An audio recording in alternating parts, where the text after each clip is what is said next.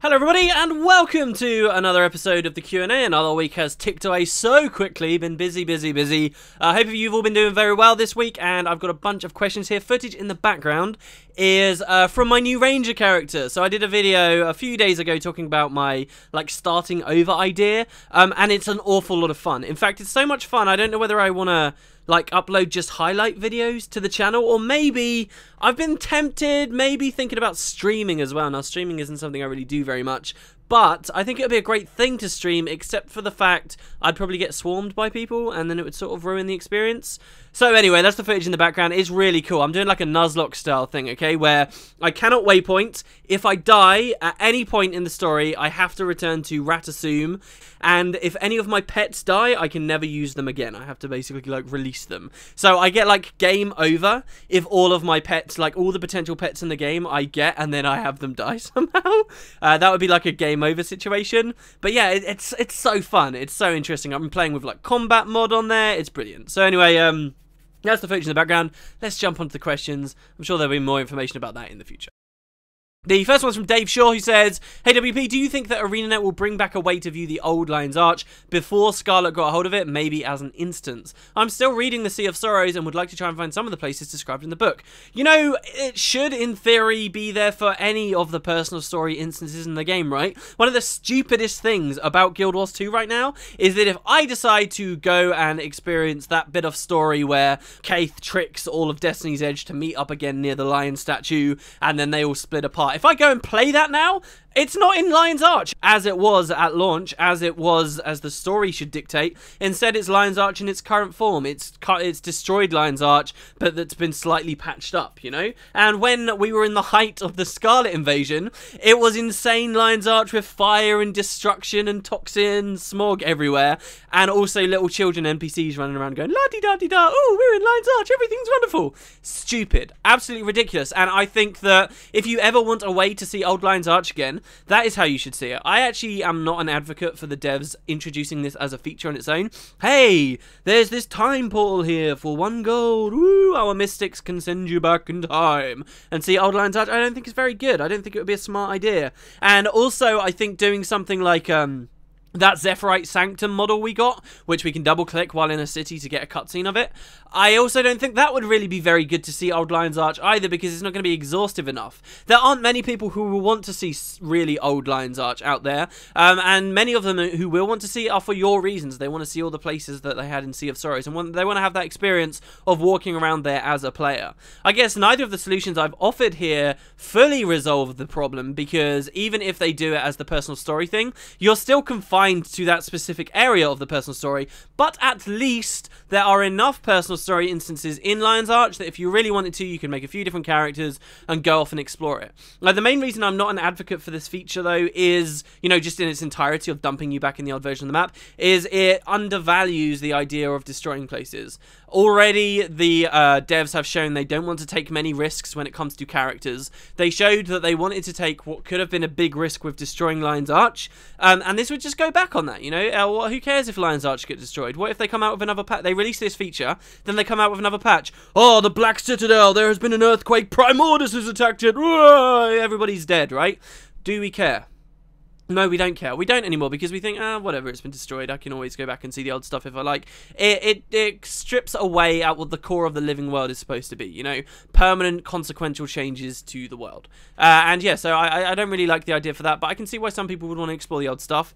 A little bit, I haven't mentioned this at all, but I guess it won't hurt too much to tell you guys now.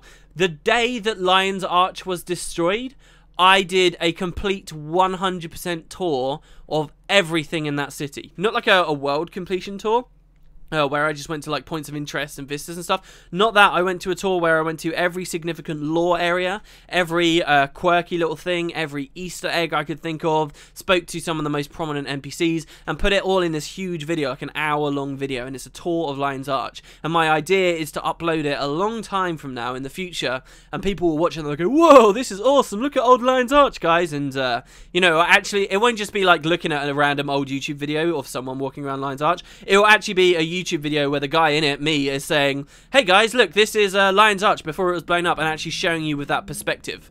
And it's pretty cool, but I won't be putting up for a while, otherwise it won't have that wow factor to it. But yeah.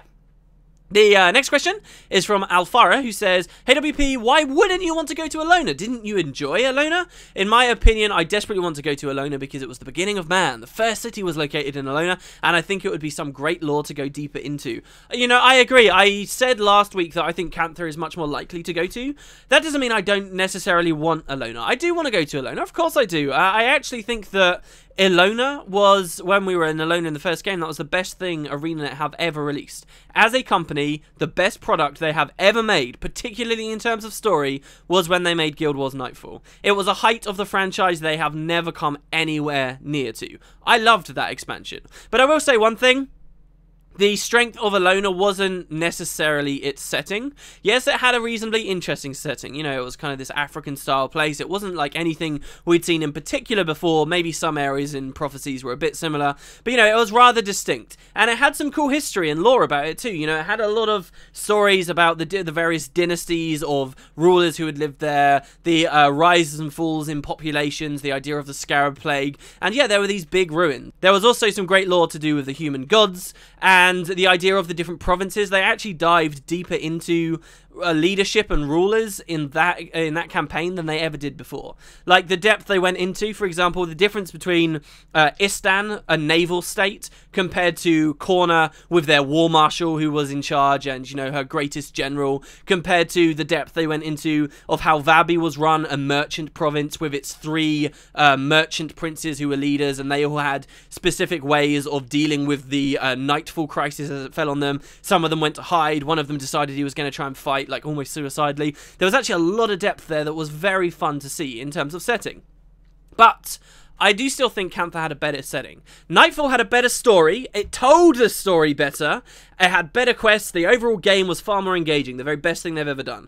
QandA didn't have all of those perks, but it did have a phenomenal setting. It did have a wonderfully alien and diverse and rich culture and set of environments. The great city of Kaineng, the Jade Sea, the Echo Veld Forest, and even, you know, the more reasonable Xingji Island. These were all really unique places, and Nightfall wasn't actually more interesting than that. So when we look at Guild Wars 2, okay, to wrap it to Guild Wars 2 and the prospect of getting a new expansion, I would still choose QandA first, because yes, Nightfall may have had all that cool stuff, but they're not necessarily going to replicate all of that cool stuff. Guild Wars 2 is a totally different game. It's not going to give you that feeling of finding new heroes, and it's not going to structure its personal story in the same way that the campaigns and main quests were in the first game. It's not going to give you meaningful choices necessarily. It's not going to give you side quests that teach you more about the people you've been traveling with. It's not necessarily going to give you flashbacks and windows into the lives of other characters before you've even necessarily met them.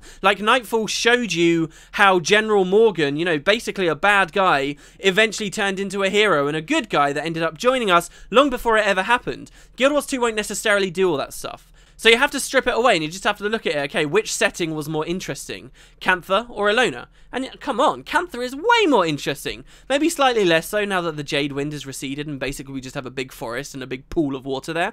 But I do still think it's got a better setting. And it had more lore associated with it too. When QandA released, they sent out this huge manuscript thing detailing hundreds and hundreds and hundreds of years worth of lore based in QandA, in the professions that were there, in the people that lived there, the various ministries that were there, loads of it. And yes, there was a lot in Nightfall 2, but there was more in QandA.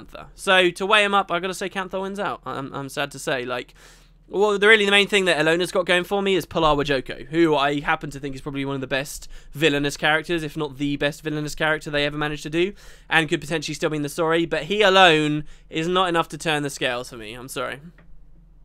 The next question is from Sandro5451, who says, did you know that there's a place in the world of Ice and Fire, the Game of Thrones universe, called Tyria? I was looking through the map of the book when I noticed it. It lies in the ruins of the Smoking Sea, where once was Valyria before Doom, which was Land of Dragons. And it's also connected to the place called Oros, which is a ruined city. The place was first shown on a map of Storm of Swords, which was the 3rd book and released in 2000. Actually, I did know this when I started watching Game of Thrones on TV. I looked at the map and I noticed there's a lot of parallels. And ArenaNet are no strangers changes to picking and choosing various things, names, ideas from other universes, and I do think that in some small ways they have drawn from Game of Thrones. Another really big one, and it's almost so used now, it's a bit of a fantasy trope, I would say, but the idea of the wall, right? In the first game, there was the Great Northern Wall in Ascalon, and obviously in Game of Thrones, the idea of the Great Northern Wall is also a huge thing. Another big one was when factions came out, they introduced an area that the Tengu lived in, high in the cliffs, called the Eyrie, and in Game of Thrones, obviously, there's the Eyrie. There's a lot of similar things, there really are. I think there's something else as well, but I can't conjure it to mind. What's really fascinating about this, obviously, is the timescale of things. You know, that was the third Game of Thrones books back out in 2000. Guild Wars 1 didn't even exist back then. It's really, really bizarre to think of. But there was plenty of time for them to draw from all of that lore, definitely. Next question is from Magic Ian 92, who says, WP, given all the back pieces we already have in the game, do you seriously still want capes in Guild Wars 2? If so, which cape from the first game would you proudly wear? I love capes. Absolutely, come on. They're way cooler than any of the back pieces we've got. You know, ideal world and clipping nonsense and whatever, and they're not going to give us another slot, blah, blah, blah. Ideal world, let us have both. You know, you could totally wear a cape under or over a back piece. Let us set that, you know, let us set it. Okay, alright, so you're wearing this cape. Do you want it to be over your back piece or under? You know, the amount of work that would go into this would be boggling, and they'll never do it. But that would be cool, right? Ideally, I'd have a cape on, though. If I had the option, one or the other, I'd pick a cape any day. Though, as to the second part of the question, which cape from the first game would I wear? I don't know. I don't really care. I barely even remember any of the designs from the first game. For those out of the loop, the first game, pretty much every character out there was wearing a back piece, but it was a cape. It never really gave you any stats. It was just this visual thing. But they were everywhere. You know, it was a big thing about Guild Wars. To me, it was one of the iconic things about this franchise, people wearing capes. And the cape you wore always came from the fact you were in a guild. If you were in a guild, to represent this fact, you wore a cape. You know, it's somehow brought down from very early design about, you know, the franchise being very heavily guild-based, right? So, it was this cool aesthetic thing that many people would have, represented their guild, and so the guild leaders would choose the patterns that were on it. Similar to how we have a guild emblem in Guild Wars 2, you could do this for your cape in the first game. Change the colours, the background, a certain emblem that was in it, all kinds of things. But I was never really much of a guild leader or cared that much for that kind of stuff, so at this point, especially years after the game's out, I don't remember. I don't remember the designs. None of them really stand out to me. One of the only things that stands out, obviously, if you did really good in Guild versus Guild, the real PvP from the first game, players that were really awesome at it would get gold or silver trims, or even bronze trims, I think, for their capes, so they'd get like a unique design. And in the end, it's funny because the gold trim, if you ever got first in like the tournament or whatever that would award it to you for Guild versus Guild, if you got the gold trim, it would unlock for your guild permanently. But if you only earn a silver one, if you came second, you'd only have it for a little while and then you'd lose it. And that might sound fair and like a good design decision, but it actually meant that in the very late years of that game's lifespan, people didn't care about gold trims anymore. There had been enough time for so many guilds to earn a guild trim that they would never lose. The truly prestigious thing was having a silver one, because not only did that prove you had the potential to do very well, but it actually proved your guild was still doing very well. You know, you had a gold trim, you might have won that with some friends a year ago, and they're not even playing anymore, and people didn't care. But if you had a silver one, it meant you were still actively PvPing and you were good at the game. And so the silver one ended up a little bit more prestigious. People used to farm gold trims and then sell the guilds too, which again, dropped the prestige out of it. But yeah, capes, I think that they should still be on ArenaNet's radar, hopefully. Maybe they're just holding it off for some kind of bigger release before they finally give them to us, though. The next question is from Lich Queen Kathy, who says, I'd really prefer Marjorie to being alive. She's the only half-tolerable member of Destiny's Edge 2.0. Well, Casimir is cute and I have lesbian bias, so I see what people are saying. I picked this. It's not so much of a question, I'd say, but a lot of people did talk about this, considering my statements last week where I said, hey, you know, Marjorie should have died. I still believe I personally would have liked her to have died, but I can understand people's viewpoint. You know, Marjorie is one of the most interesting characters. I don't think we've squeezed everything out of her we can have got out of her. You know, there's more depth left there. There's more situations you can put Marjorie in, and I think she would surprise us as an audience how she'd react, and you know, please us in the way that she reacts. So there is some value to being her alive. I do appreciate that. And I also appreciate the sentiment that many of Destiny's Edge 2.0 characters, I don't know, they're not really that interesting, are they? I mean, why is Casimir interesting? To me, these are all my opinions, okay? Why is Casimir interesting? Her backstory is fairly cool, and I mostly was very interested when she went kind of crazy and got very angry. But beyond that, do I really like her in a sort of neutral state, sort of privileged noblewoman that's lost everything and is just sort of hanging around with Marjorie. Not that much. Does the romance between her and Marjorie mean anything to me? Now, I appreciate that they are doing, you know, this lesbian couple in the game and that this is pushing boundaries or whatever, and I do think it's a healthy thing to put in a game, and I'm not going to complain about it, but does it actually resonate with me as a male MMO player in his early 20s? No, it doesn't. Like, I really don't actually care that much about that storyline. So, you know, there's not actually too much of those characters I like that much. Bram, I think there is very little, if anything, redeemable about at all. Like, as a character, Bram is just cardboard and boring to me. It seems that they just made him a Norn as an excuse to make him be, you know, as one-dimensional as possible. Some interesting stuff with his relationship to his mother that they've never really looked at. Not interesting. Timey doesn't really interest me at all either. I can't relate to her in any way. I barely know her story, and she's not particularly likable either. That leaves us with Rox. I mean, Rox is pretty cool. I will say that. I quite like Rox. A lot about Rox I do enjoy as a character, but that's not much to go on, you know? So yeah, you kill Marjorie off and it gets even thinner on the ground. I can see why people would say to leave her alive. Myurdhakish says, did you have a crush on Lulu from FFX when you were younger like I did? This person asked a lot of questions. I just picked the first two, to be fair to everyone else. So he said, did I have a crush on Lulu? No, I didn't.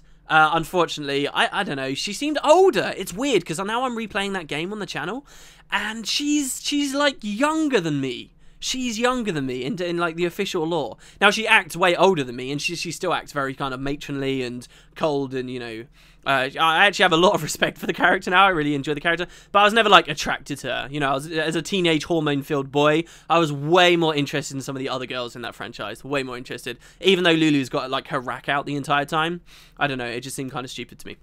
The second question as well says, if you knew you could pay for CREDD in WildStar with in-game currency within 2 weeks of starting on some servers, would you give it a whirl?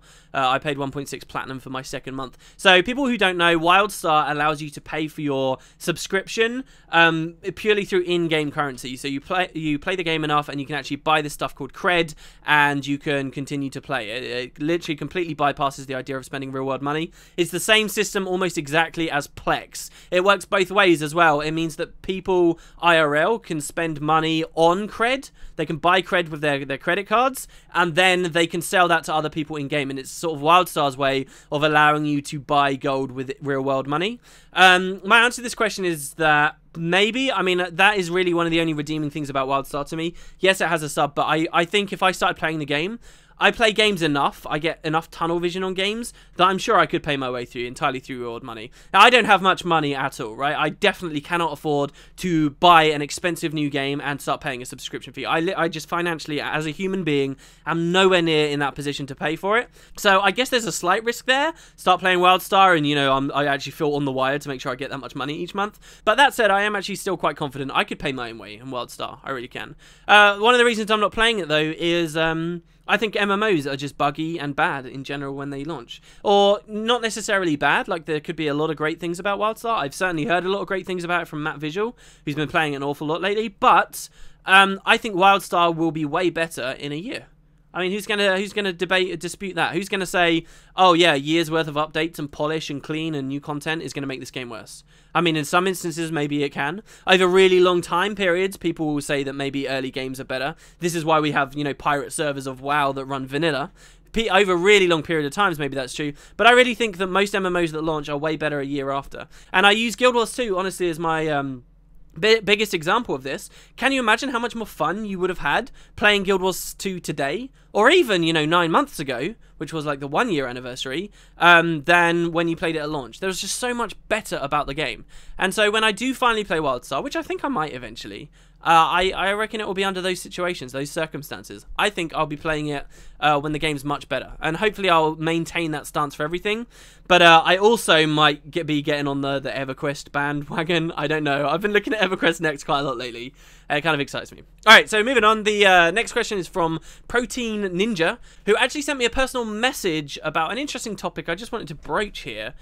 Basically, this guy made a website which you can find a link in the description too, okay, where people post their compositions and songs that they've made using in-game instruments. So I talked about this maybe 2 weeks ago on a Q&A. I said, hey, I haven't seen enough bands and stuff, link me your bands. So this is actually a website where people can go and submit their stuff. More interestingly than that, when you submit your stuff to this website, you can choose to have it exported as a auto hotkey script. Now, you might be living under a rock and not know what auto hotkey is. It's basically just a program that you can write your own little scripts out and it will simulate key presses. It's the kind of thing that bots use to make bots, okay? And it's the kind of thing that if you try to make a botting script in Guild Wars 2 and run it, you'll get banned for. And that's what this website does. There are songs that people can submit to it, and you as a user, me as someone who likes music but is totally incapable of playing it myself, I can go to this website and say, oh look, somebody made green sleeves in Guild Wars 2, cool, bang, and then I've got the script, I can go and play it in game and impress people. But this guy came to me and told me that actually, you know, he gets some hate for it, and a lot of people say, oh, this is wrong, you know, this undermines what it is to be playing instruments in Guild Wars 2, and suggest that it's negative and it's something bad. My opinion, really, this doesn't even come into Guild Wars 2, but my general opinion about this kind of thing is, being a musician, to me, there's two sides to being a musician, okay? There's your technical ability with whatever that instrument is. There's your dexterity. And then there is also your creativity and your ability to compose and to cover existing music, right? To me, personally, I put a lot more weight in the latter of those categories. Now, I've never been formally educated about music. I don't know whether people in the know and professionals would actually think that dexterity is the more important of the two. But that's what I care about. I care about someone that can make an original composition that sounds nice. Those are more musicians in my eyes than someone that can just, you know, read a sheet of tabs and play it on their guitar. I really do. And so when it comes to this website, people that have managed to translate real-world songs into Guild Wars 2 and make these things, then that's awesome. And I don't really see the issue with making scripts out of it, because I don't really care how dexterous someone else is, especially in Guild Wars 2. So what, you can put your thumb across your keyboard in a certain way so that it makes the noise. I'm going to be just as impressed either way as someone listening who really cares how it's being sent out, as long as it's been created in the first place. So I really like the idea of the website. That's sort of my stance on it anyway. And I wanted to let you guys know as well, because it's actually pretty cool. And I might end up buying an in-game instrument just so that I can fake finesse for people around me and play some cool tunes. There is perhaps a deeper discussion we could go into here about botting and what is bannable. And I will say, I should be very clear about this actually in this video, ArenaNet's official stance on it is, number one, anything you use to modify your client or like script-wise, if it offers you an advantage over any other player in any other way, then that's a bannable offense. And of course, a lot of this is subjective, so you have to be wary about it. That's why it's such a big discussion. But the other more important one is any script should not simulate more key presses than you actually did. So I guess under those strict definitions, this would be the bannable kind of script to run. This is, okay, you press one button and now it's pressing lots of buttons. And in theory, in principle, they have said that they stand against that. So be wary. I hate to sort of say, hey, this is a cool website, and then also slap this on at the end, but you've got to be responsible about this.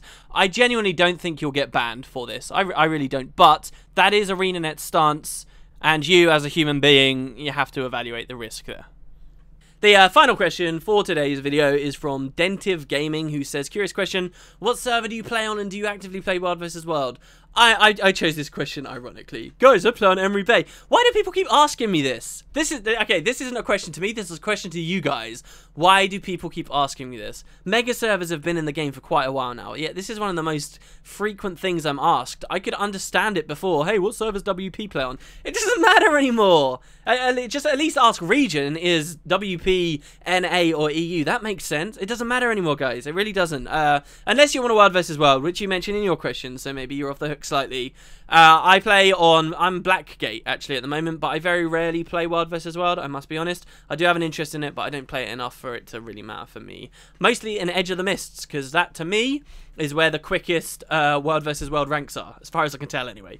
Alright, there you go guys, that's the Q&A for today. Thank you very much for watching. Leave any questions you may have down below, and I'll keep you up to date about this Nuzlocke thing, guys. It's fun, it really is, and I want to stream, but I don't know, it's tricky. Anyway, cheers guys, have a great day, I'll catch you next time.